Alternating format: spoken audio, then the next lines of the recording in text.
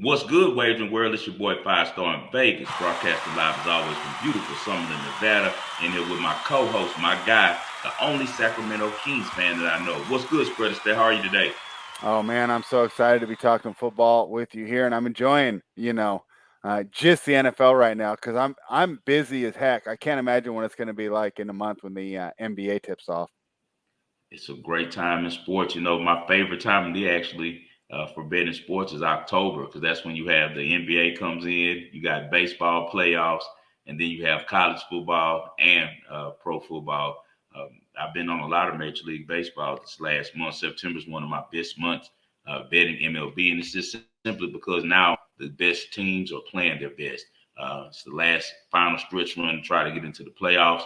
And these games get a lot easier to cap because you know who's motivated. And now the guys with the talent are playing instead of just, taking a lazy August day off in the summer with the long schedule. So we've been doing a little really well with the baseball, the supreme clientele and I.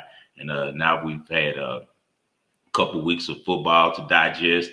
Now we've kind of reset and know what's going on as far as how these teams are looking, how the coaches are going to be running their ships, and also knowing just the way that the line makers are thinking on these games, and just different ways to approach it. You know, each year is a different chapter, and now we turn the page to this 2022 and have to change our mindset with the new chapter. And I'm really excited to see how we do this week with the adjustments that I made in my cabin. Yeah, I can't wait too. So let's jump right into it. Just hit the Yeah, past, present, and future. Talk about the past. What do we got? man, we got to talk about the Broncos versus the Seahawks. You were dead on the money. I was worried about you on that under at first in the first half after they took off scoring. I thought we both were dead, but I knew after the first drive that I was on the complete wrong side. I bet that game like a square. And it's only because, as I just said, we've been betting tennis all summer. We've been betting MLB all summer, which are different caps. I base my capping on a lot about talent in those sports. Whereas in the NFL, it's a little bit different. You got to think like the line makers and what the line makers are seeking to get from the public because it's a business, it's a market, and they bagged me right along with Joe Public with that first half minus 3.5. Couple great points that were made not only by you but also Noops and I were texting and Noops was saying like, hey, it's the first time that Russell Wilson has even played with that offense in live competition. You know, practices I don't really count that when they're doing the practices with other teams. He didn't play any in the preseason. New offense, new coach. And so I didn't factor enough of that in. I kind of got into the hoopla and the media talk, which I usually go completely against. But as I said, when you're doing the NFL, it's a different type of capping. It's more about the number and about what the linebackers are thinking because everyone's talented, everyone can play. So I just had to readjust the lens. It's kind of like when you go get tweaked at the optometrist and they give you a new prescription each year. So we'll be ready for them this week. Going to break down your great job of calling it under. I mean, really not a lot here. I was actually surprised Seattle had so much success against that defense in the first half, and my thing was I didn't think Seattle was going to be able to move the ball against this team, and it feels like they really found what they were trying to do in the second half. But I like that Manning cast, right? And I Yeah. felt that a couple of the things that I had talked about as far as my uh, not being high on the Broncos this season Uh came huh. through where I said everyone just assumes, oh, we're bringing in this offensive guy, we're going to be better. Like the defense is just going to stay the same. And I don't think that is the case here. And they even talked about it a couple times where Eli would say, hey, that inside linebacker's not in the right spot on that play, and Right. I can't explain it the way that they do, but they're noticing Right. little technical details that Seattle was able to take advantage of. And I just think with these teams, you bring in these great offensive minds, that's great, but assuming that the defense isn't going to fall off when you had one of the top defensive coordinators like Mike Zimmer or Vic Fangio, I sometimes I do think there's a flaw in that thinking. Now, the Vikings were able to look good against Aaron Rodgers and the Packers, but that's another one I'm ready to throw out the window Yeah. because that team wasn't ready to play either. But yeah, hey, these primetime games go under. These teams are going to want to run the ball a lot. I know that like all the fantasy football players and everybody, and I didn't even, play football. This is just from talking to people that played football. Yeah. Because first of all, the offensive linemen are like the coolest dudes. They're like the coolest dudes to hang out with, right? Like wide receivers Right. are flashy and they get the girls, and the quarterbacks get the girls, but the offensive linemen are the coolest dudes. Yeah. Talking to them, they want to move forward. They don't want to pass block 70 times. I know your fantasy team wants that. I know your Right. expected yards per play wants that, but that's not how real life works. And so these teams are going to run the ball a lot, especially in these primetime games, especially early in the season. So I wasn't surprised to see that game go under. And boy, not to give it away, but boy, a primetime game tonight. This one definitely has, this will be a little tougher for it to go under, but I can't wait to talk to you about that. Yeah, let's go ahead and get to the present. Tonight we got the San Diego Chargers. Excuse me, the Los Angeles Chargers. They're so They stupid for always be the moving. San Diego They're so Chargers to stupid me. for moving. They have no fans. The only fans they did have hate the team now for leaving for LA. These aren't Raiders fans that are going to be like, oh, cool, like you left a terrible stadium. Like San Diego is livid and bitter at this team. Anyways, they're Los Angeles now. When I see those jerseys, the only thing I can think about is old Fouts and Stan Humphries and all of those guys, man, and LT. So I apologize to the city of Los Angeles for calling your team. I don't think they care. You just offended like 7 fans. Yeah, so anyway, let's go with the Chargers are at the Chiefs, man, on Thursday Night Football. This is a prime time, what the NFL wants right here. You got the two of the most popular quarterbacks. And let's get this out the way first. Let's stop comparing Justin Herbert to Patrick Mahomes, okay? Justin Herbert is up and coming. Mahomes, young as he is, he's established. You already know what you're going to get from Patrick Mahomes every year already. We already know. So let's stop comparing these guys. Okay, let's stop that. Okay, that needs to end right now. Let's talk about the teams. So the Chargers have a great defense. Coach that many people don't remember is really a defensive coach before anything else. He's a former coordinator. He does a great job of working with both sides. Then you had the Chiefs. You know what you're going to get out of Andy Reid. Brilliance at all times. My big question is, how do the Chargers stop Kelce?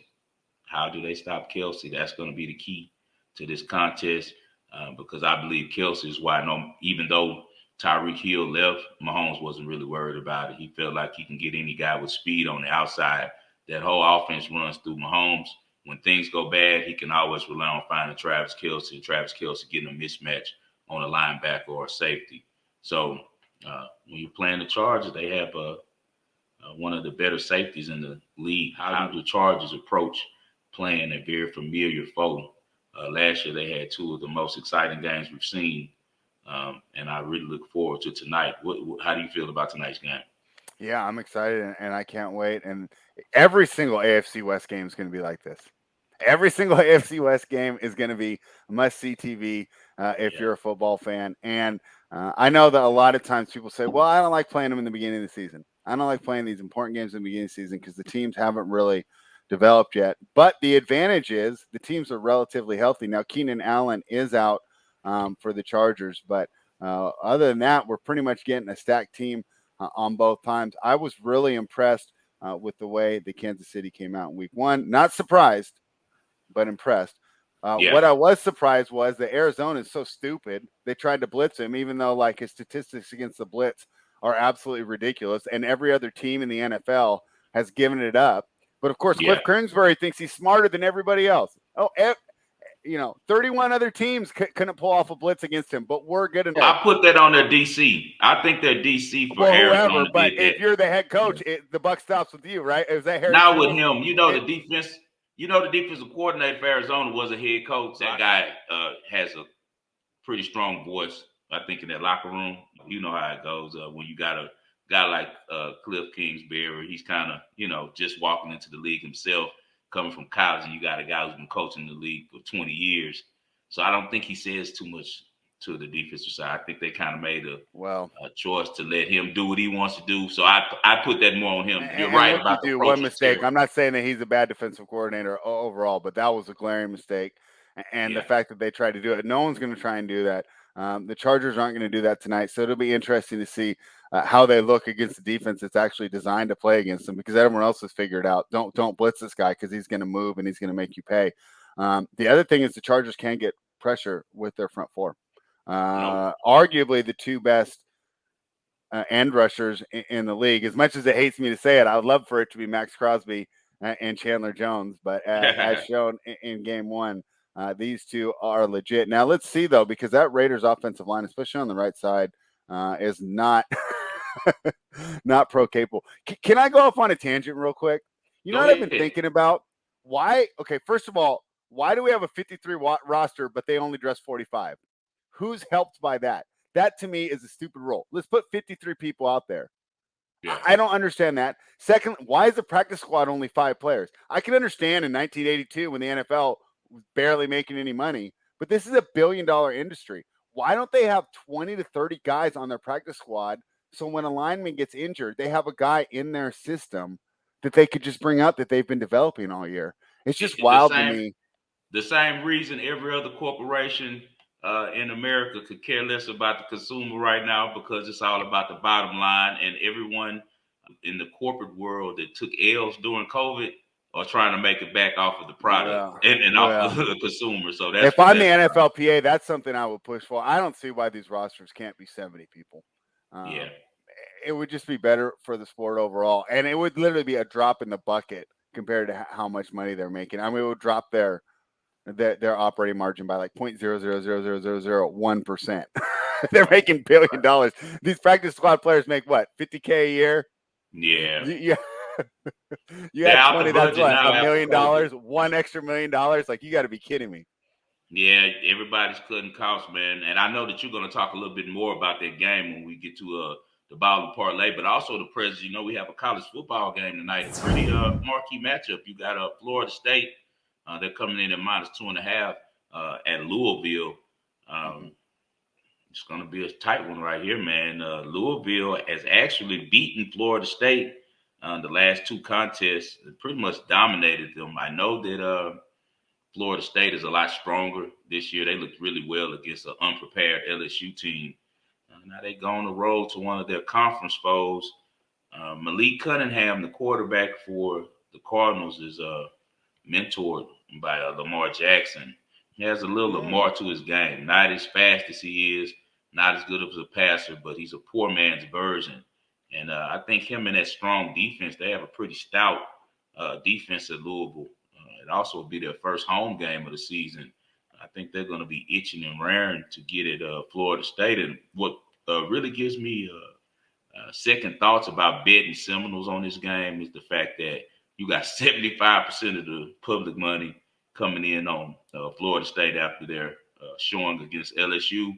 And it's a prime time game. You only got 25% of the people taking that +2.5 for a very good home dog with some great weapons. Actually, one of my good friends, shout out Rodney Hudson. We went to school together since You know elementary. Hudson?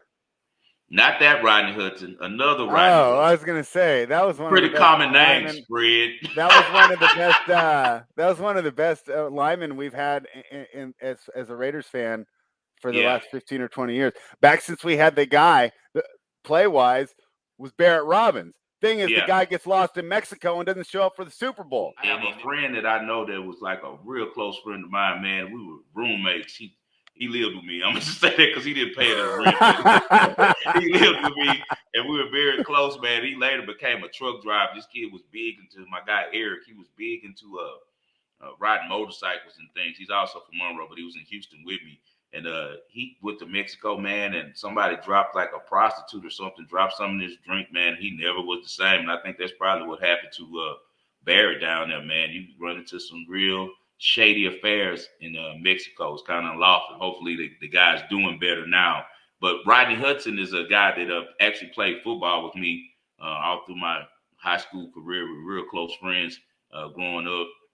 His brother and I still talk. His brother lives in Las Vegas, owns one of the bigger barbershops in town. Had a lot of famous clients. Well, anyway, Rodney's son is Tyler Hudson. He's the best wide receiver for Louisville tonight. So I'll have a little rooting interest for Louisville. I want to see his son do well. He's the best receiver on that team. But I like a lot what I'm seeing from Louisville as far as in defense and also with being able to make plays on the ground. Quarterback with great scrambling ability and a great strong running game.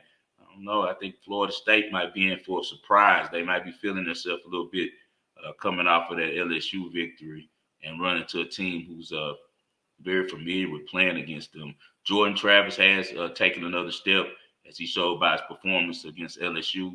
The quarterback was for the Seminoles was the best player on the field, no doubt in that game. And we'll see if he'll be able to carry that same momentum when he faces off against Louisville. Got to give props to our guy retired today, Roger Federer. Ends his career. So now Serena and Roger have ended in the same year. I think it's fitting.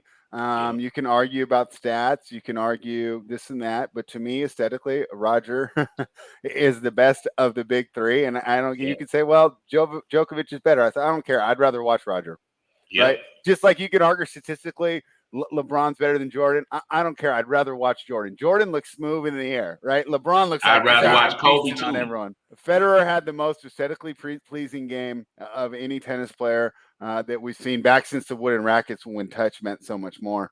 It's not a shock given how his physical ailments, given his age, and given the demanding nature of the sport. But still, tennis lost a legend today.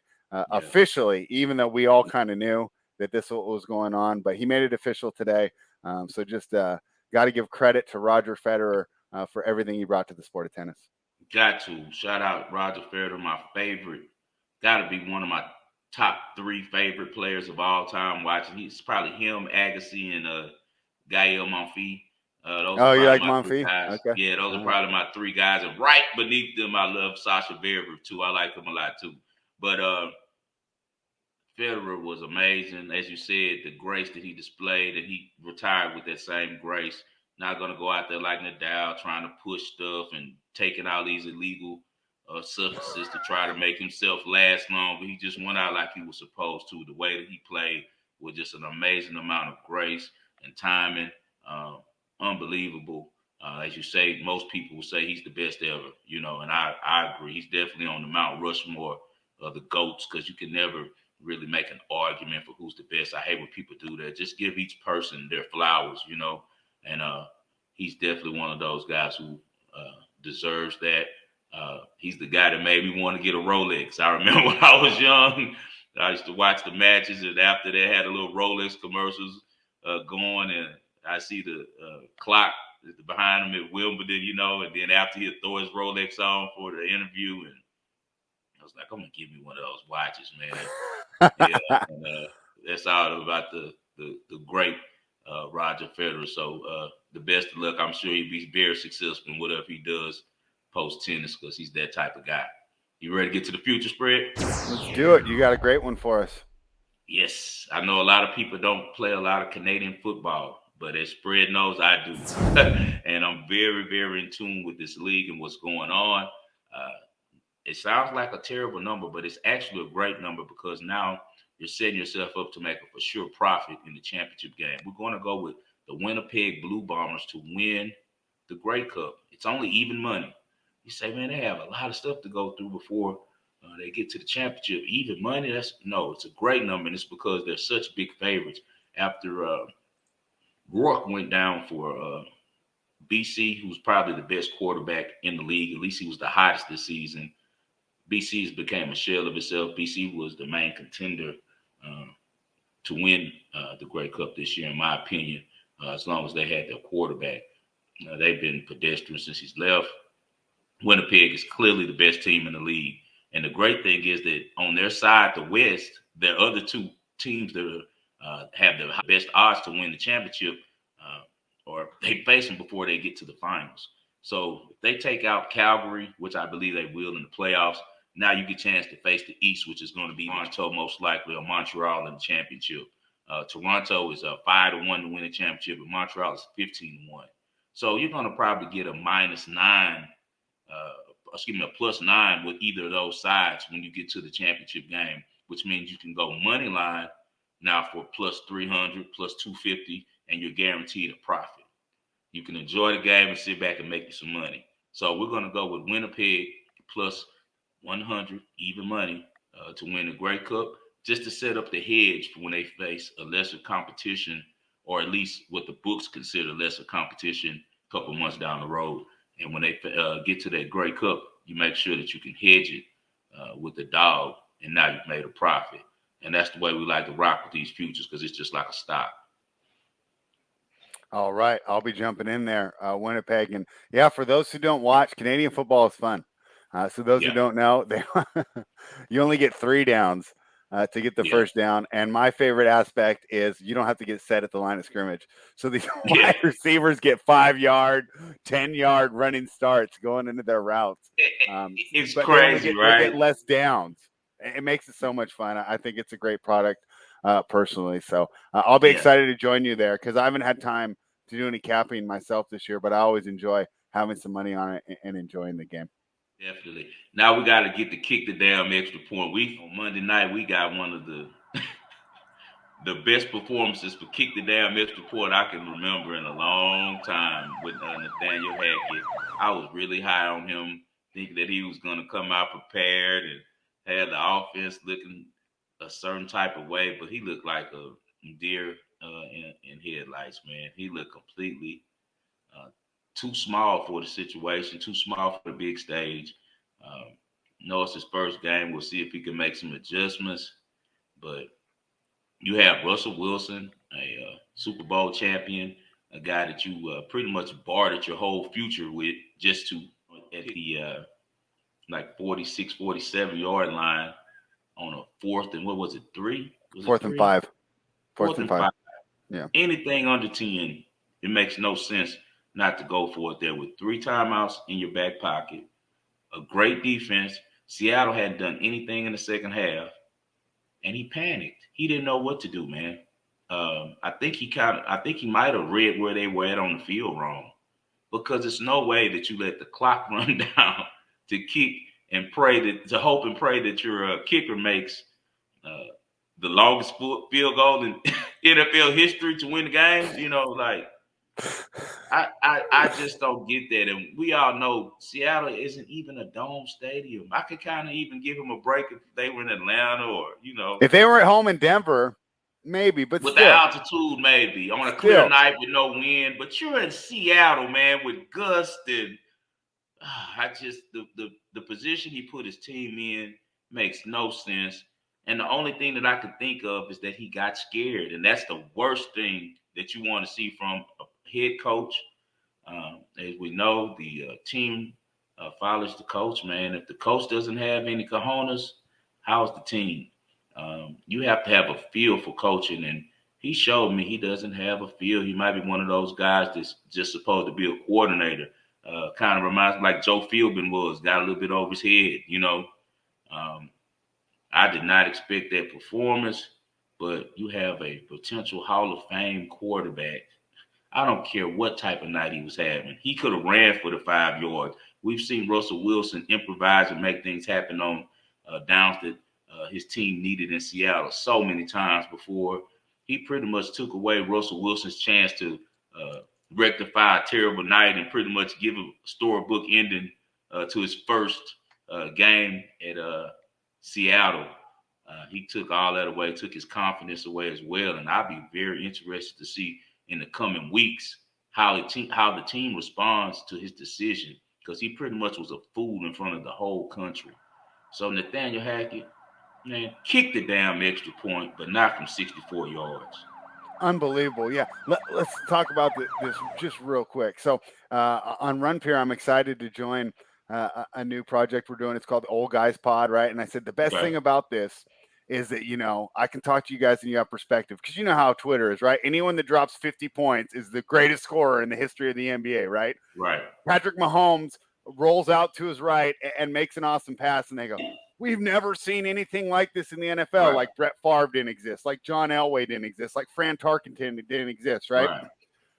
That being said, right, me being, kind of a gatekeeper of history, that might be one of the worst coaching blunders that I've ever seen. It's not just like a play call like Pete Carroll not giving it to Marshawn Lynch, because that's the one that comes to my head. He didn't do that. Just to cut you off real quick, you know that, right? Who Russell did? Wilson audible that. That was an audible by Russell Wilson. Pete Oh, Carroll really? for I years. didn't know that. Pete Carroll for years has taken the hit on that. Is he going to come out now that Russell ditched him and let everyone know the truth? That's why he's low key. The whole team turned against him. If you remember, after they audible did to that play, I did not know that. That makes sense. Why the team turned against him, especially with his attitude. Regardless, he be the hero. My point is that might be the worst sequence I've ever seen. You're trying for the guy to kick a career high. It's an NFL record. You gave up, 5 draft picks to acquire this quarterback. So win percentages, right? 7% on that kicking the field goal, 37% off going for it on 4th and 5. Going for it on 4th and 5 is probably over 50% completion rate. Now, I don't do all those numbers. I'm just jacking those ones from the other guys that do analytics. I don't do analytics. I go and read analytics and put it into my thing. But I trust them there when I say that's about right. 7% to win the game, 37% if you go for it, because he's still got to make the kick. Let's say you get 7 yards. Yeah. And let's say it's only a 50-something. Well, at least 50-something is makeable, and you gave it your best, and you gave it all the way till the end, right? What do we talk about, right? Curtis comes on, we talk boxing. What is the one thing we love about boxing? Fighting all the way to the end. Fighting, no matter the odds, right? That's why Rocky, a fictional character, is the most popular boxer in the last 40 years, right? Because that's what we like. We want to see fight. He showed absolutely no fight, and you're right. I can't wait to see here. And let's not just you were talking about Russell Wilson earlier with coaching blunders. He's allowed to call timeout. How did he not just call timeout? Because he's in his head. He's in his head. He's in his ear telling him, just let it run, Russ. Just let it run. He's in his ear. You know they got direct communication. I know, but if you tell me to do something stupid, if you're in my ear and you say, "Hey, Greg, go fight that 6'4", 300-pound bouncer," I'm not going to do that. I'm going to say, "Sorry, 5-star, that's a bad idea. I'm not going to go fight that offensive lineman." Russell Wilson has shown he's a company man. I understand how he can audible out of Marshawn Lynch, but he can't call timeout in the absolute worst one ever. So I gotta just re-emphasize what you say. Nathaniel Hackett kicked the damn extra point. In the worst decision ever. Kick the damn extra point. All right, man. Let's get to the Ball and Parlay. You know what it is today. What you got for us, Spread? You been hot. Prime time unders. I gotta love it, and it's gonna be rough, right? This is not fun bet. People think, oh, you gamble on sports for a living. Oh, it's so fun. It's not fun on nights like tonight. But I'm not an NFL fan. I'm not a fantasy football fan just rooting for 1,000 points to be scored. I got to be smart here. 54.5 is a lot of points, especially in a game. We talked about this earlier. These teams are going to want to establish a run. Now, to be fair, both Andy Reid and Brandon Staley do not like running the ball at all. But let's not discredit their defense. As much as, I'm going to enjoy doing all this Kyler Murray slander all season. And you and I can disagree on that. That was a good performance by the Chiefs defense. That's not a bad offense. Now, I've said without DeAndre Hopkins, they take a big hit. But I wouldn't be surprised to see this offense put up plenty of points in the next 4 to 5 weeks, this Arizona Cardinals team. So I think the Kansas City Chiefs came out and looked great, especially after losing a player who I thought meant a lot to their defense, not just for his play on the field, but for his leadership and his ability to get his fellow teammates in the right position. And that's the Honey Badger, Tyrann Mathieu. He was a player that I was worried about. They lost him, but they added that rookie pass rusher, and I can't pronounce his name. But I think it makes Chris Jones so much more effective because now you have to worry about, I don't want to say an elite edge rusher, but he's very good and he has to be accounted for. I think this Chiefs defense could do pretty well. And I know that these are our fantasy darlings and two of the best quarterbacks in the league and the best highlights in the league, right? I mean, ESPN's going to be loving it tonight for Sports Center. But let's not get carried away. 54.5 has a lot of things that have to happen. So here's how ways that it could go under. One, we just get a big 8-9 period where nobody scores. That's not implausible. These teams, especially Staley, like to go for it. Yep. And when you go for it, 4th and 3 on your own 20, that takes 3 points off the board. Is it the right decision? I don't know. But I'm just saying they are going to go for it. That leads to higher variance on these totals, and a lot of times they can skew under. There's a reason why I guess Hackett was afraid to do that 4th and 5. These aren't easy conversions, especially when the defense is going to sell out the way that they are on a 4th down for a particular play for the particular yardage.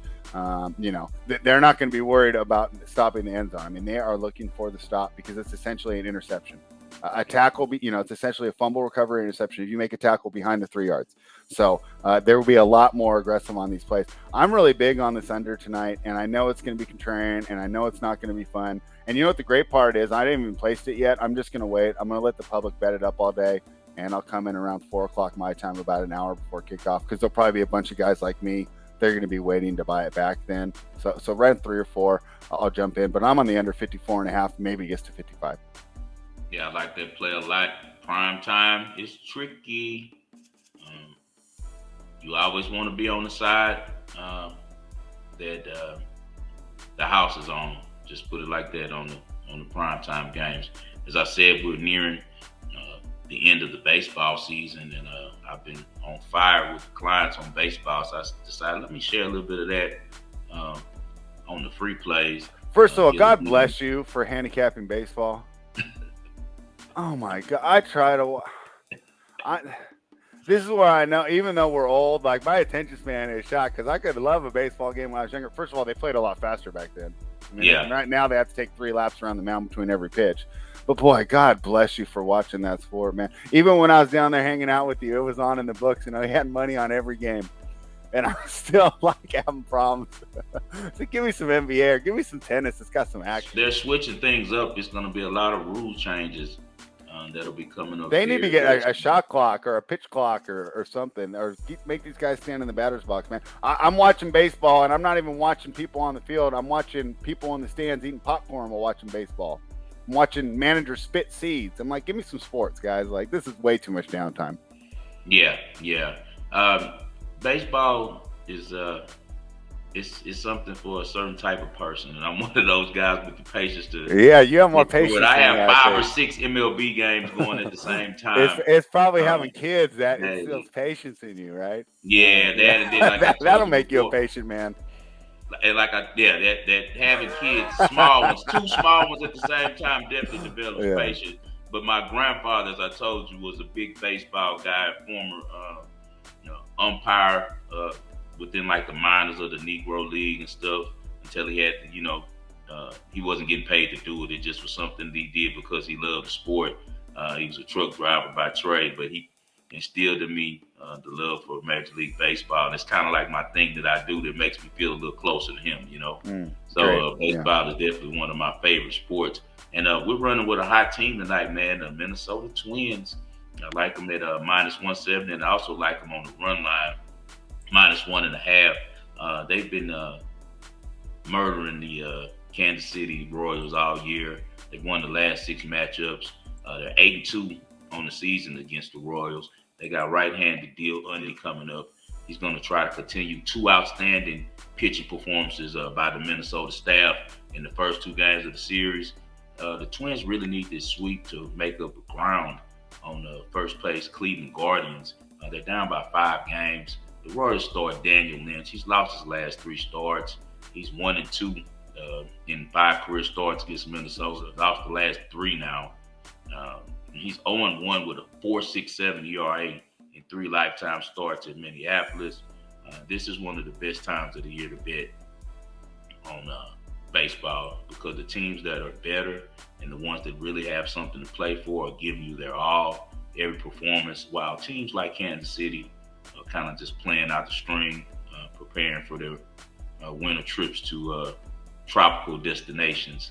So we're going to ride with the Twins, -170 and -1.5, +115. I look for both of those to cash, and my guy Spread says he's going to be a hater tonight. He's going with the under. He doesn't want any of your fantasy players to score anything.